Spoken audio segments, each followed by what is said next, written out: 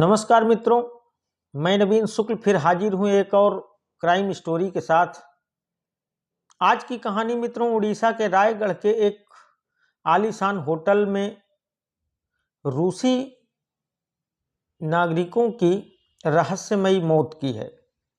कैसे 2 दिनों के अंदर एक ही होटल में 2 मौतें होती हैं और किस तरह दोनों मौतों को हार्ट अटैक और आत्महत्या बताकर पूरे मामले को बंद कर दिया गया। कहानी विस्तार से आपके बीच में रखूं मित्रों, उससे पहले आप लोगों से एक अनुरोध है कि अगर आप मेरे चैनल पर नए हैं या फिर अब तक आपने मेरे चैनल को सब्सक्राइब नहीं किया है तो कृपया मेरे चैनल को सब्सक्राइब जरूर कर लें ताकि मुझे और थोड़ा हौसला मिले और मैं ऐसी ही कहानियां आपके बीच में लेकर आता रहूं। दोस्तों, 19 दिसंबर को रूस के 4 नागरिक भारत आते हैं और इनका मकसद था उड़ीसा के ग्रामीण इलाकों का भ्रमण करना और आदिवासियों की जीवन शैली के बारे में जानना। रूस से जो 4 लोग भारत आए उनमें से एक पावेल एंटोव, जो रूस के बड़े मीट व्यवसायी और रूस के सांसद भी थे। ये रूस के बेहद चर्चित और रईस व्यक्ति थे। इनके साथ इनका दोस्त 61 वर्षीय व्लादिमीर बिडेनोव और एक और दोस्त और उसकी पत्नी भी साथ आई थी जिनका नाम था डुरोव और नतालिया। दोस्तों, सांसद पावेल एंटोव ने भारत में ही अपना 65वां जन्मदिन मनाया। इनका नाम फोर्ब्स की लिस्ट में भी शामिल था, यानी अरबपति कारोबारी। सांसद जी रूस के बेहद चर्चित व्यक्ति थे। 19 दिसंबर को ये चारों दिल्ली पहुंचते हैं मित्रों, और दिल्ली से एक ट्रैवल एजेंट हायर करते हैं और उड़ीसा के लिए निकल जाते हैं। भुवनेश्वर पहुंचते हैं और भुवनेश्वर पहुंचकर 20 दिसंबर को अपने गाइड जितेंद्र के साथ कंधमाल जिले के दारिंगबाड़ी घूमने निकल जाते हैं। मित्रों, कहते हैं कि दारिंगबाड़ी कश्मीर के बाद दूसरी सबसे खूबसूरत जगह है। अब मित्रों, ये लोग 21 दिसंबर को रायगढ़ पहुंचते हैं और शाम लगभग 5 बजे रायगढ़ के होटल साई इंटरनेशनल में चेक इन करते हैं, जहां पहले से इनकी बुकिंग थी। और एक कमरे में सांसद एंटोव और व्लादिमीर रुकते हैं और एक कमरे में इनके दोस्त और उनकी पत्नी रुकती है। इनका गाइड और ट्रैवल एजेंट भी इसी होटल में रूम लेकर रुकते हैं। सुबह 22 दिसंबर को इन लोगों को कोरापुर घूमने जाना था मित्रों। अब 22 की सुबह होती है, सब घूमने के लिए तैयार हो रहे थे, तभी अचानक सांसद एंटोव के चिल्लाने की आवाज आती है। सब लोग परेशान हो जाते हैं। गाइड, ट्रैवल एजेंट और होटल के कुछ लोग और सांसद साहब के वो दोस्त और उनकी पत्नी सब भागकर सांसद साहब के कमरे में जाते हैं और पूछते हैं तो एंटोव कहते हैं कि उनके दोस्त व्लादिमीर बेहोश पड़े हुए हैं। खैर, आनन फानन में उन्हें एक एम्बुलेंस बुलाकर पास के अस्पताल DHH में ले जाया जाता है, जहां थोड़ी देर बाद डॉक्टरों ने व्लादिमीर को मृत घोषित कर दिया। इस घटना से मित्रों सांसद पावेल को बेहद अफसोस हुआ। खैर, लाश को पोस्टमार्टम के लिए ले जाया जाता है। 23 तारीख बीत जाती है और 24 तारीख को इन लोगों को व्लादिमीर का शव पोस्टमार्टम के बाद मिल जाता है। अब लोकल प्रशासन की सहमति से बाकी तीनों रशियन ने व्लादिमीर का अंतिम संस्कार कर दिया। व्लादिमीर एक क्रिश्चियन थे, लेकिन उन्हें दफनाया नहीं गया मित्रों, बल्कि उन्हें जला दिया गया। इधर पोस्टमार्टम रिपोर्ट में मृत्यु का कारण हार्ट अटैक पता चला। खैर, अंतिम संस्कार करके बेहद दुखी मन से सभी लोग शाम को फिर इसी साई इंटरनेशनल होटल में वापस आ जाते हैं होटल की तीसरी मंजिल में इन लोगों के कमरे थे। अब नतालिया अपने पति के साथ अपने कमरे में चली जाती है और सांसद एंटोव अपने कमरे में चले जाते हैं, बाकी लोग अपने अपने कमरे में चले जाते हैं। लेकिन थोड़ी देर बाद ही पावेल एंटोव अपने कमरे से गायब हो जाते हैं, अपने कमरे में नहीं मिलते। इधर होटल के किसी कर्मचारी की टहलते घूमते जब नजर पड़ती है तो पावेल एंटोव होटल के नीचे लहूलुहान हालत में पड़े थे। शरीर से बेतहाशा खून बह रहा था। अब फिर एंटोव को आनन फानन में मित्रों उसी अस्पताल में ले जाया गया जहां डॉक्टरों ने देखने सुनने के बाद एंटोव को भी मृत घोषित कर दिया। अब 48 घंटे में 2 संदिग्ध मौतें, हड़कंप मच गया मित्रों।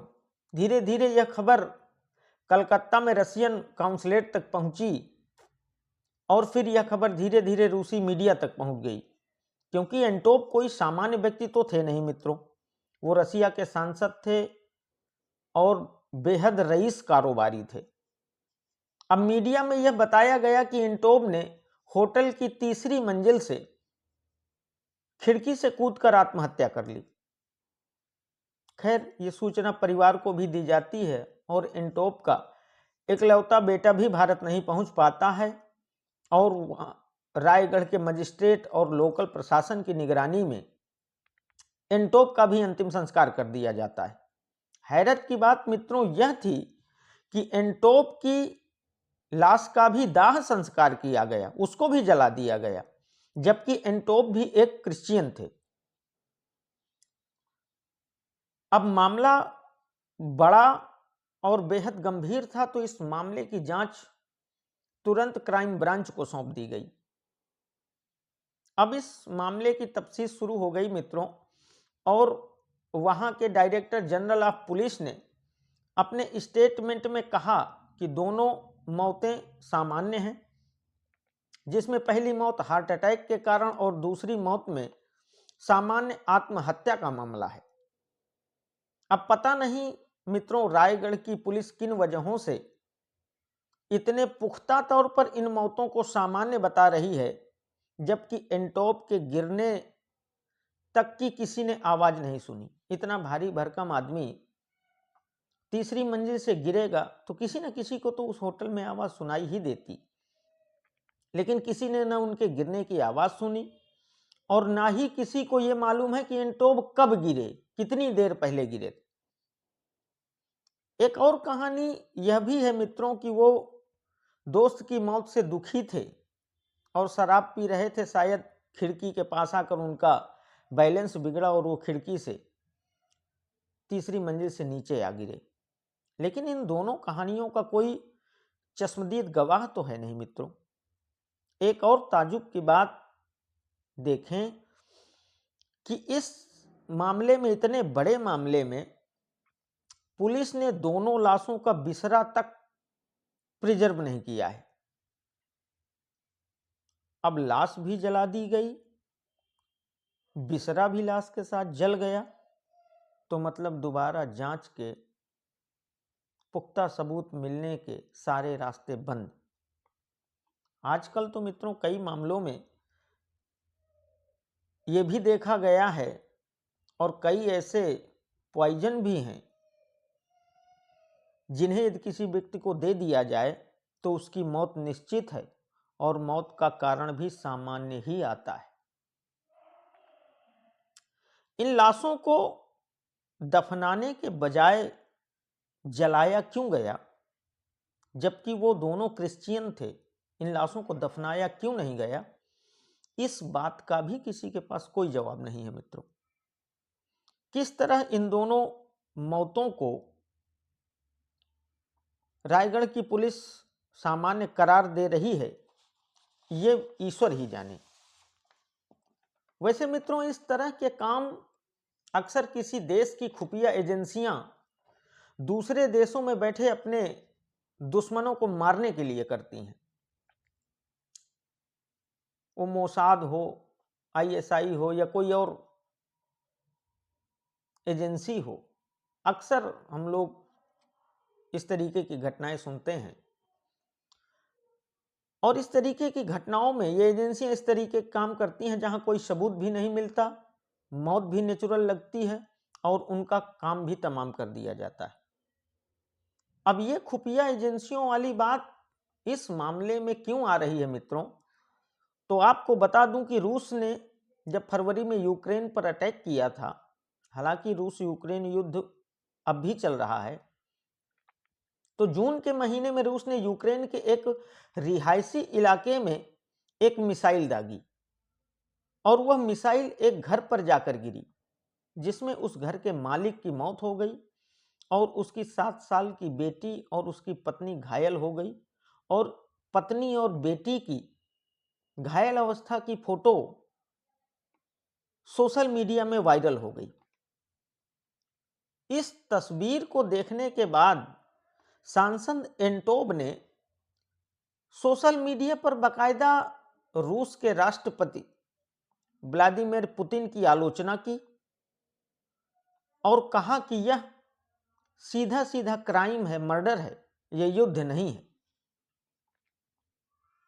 अब रूस के राष्ट्रपति के खिलाफ रूस के सांसद का इतना बड़ा बयान, इतना बड़ा विरोध, यानी सीधे पुतिन से दुश्मनी। और मित्रों, आप सब इस बात को जानते हैं कि रूस में पुतिन के दुश्मनों की क्या हालत होती है और उन्हें किस तरीके निपटाया जाता है।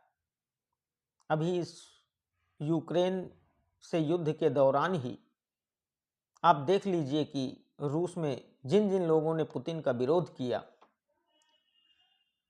वो किस तरीके गायब हो गए, कहां चले गए, आज तक किसी का कोई पता नहीं। और पुतिन अपने दुश्मनों को किस तरीके निपटाते हैं ये तो जगजाहिर है मित्रों। हालांकि बाद में सांसद एंटोब की इस पोस्ट को भी डिलीट कर दिया गया था। तो इस मामले को रूस की खुफिया एजेंसी से भी जोड़कर देखा जा रहा है और इस तरह यह मामला बेहद जासूसी मामला लग रहा है। अब पूरी दुनिया की मीडिया मित्रों इन मौतों को सीधे सीधे पुतिन और रूस की खुफिया एजेंसियों से जोड़कर देख रही है और पुतिन की आलोचना कर रही है। तो यह थी मित्रों रायगढ़ उड़ीसा के साई इंटरनेशनल में रूस के सांसद और उनके एक मित्र की 48 घंटे में हुई दोनों मौतों की, संदिग्ध मौतों की सच्ची कहानी। यह कहानी मित्रों अगर आपको पसंद आई हो तो मेरे चैनल को शेयर और सब्सक्राइब जरूर करिएगा। बहुत बहुत धन्यवाद।